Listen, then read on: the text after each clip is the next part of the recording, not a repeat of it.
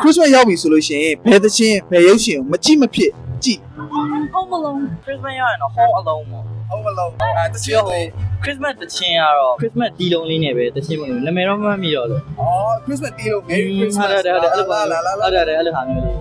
Home Alone တော့ကြည့်ဖြစ်တယ် Christmas အချင်းနေလည်းထားမိတယ် Christmas သချင်းနဲ့ Merry Christmas လာဟုတ်ပြီ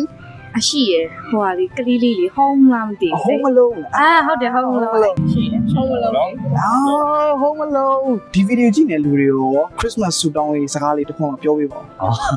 အားလုံးပဲပျော်ရွှင်ပါသေးတော့ပါပဲဖြစ်ဖြစ်အချင်းတွေဘယ်လိုပဲဖြစ်နေပျော်ရွှင်ပါသေးတော့ဒီလောက် ဟုတ်ကဲ့ပါ ဒီတစ်နေ့လုံးပေါ့နော်ဟိုစိတ်ဟိုအပြုံး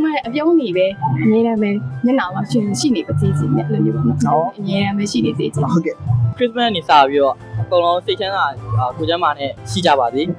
ဒီနေ့ Christmas မှာလည်းပျော်ရွှင်ဖြတ်သန်းနိုင်ကြပါစေပေါ့ ပျော်ရွှင်ခြင်းအဓိကလေနော်ဆိုတော့ဒီတက်မက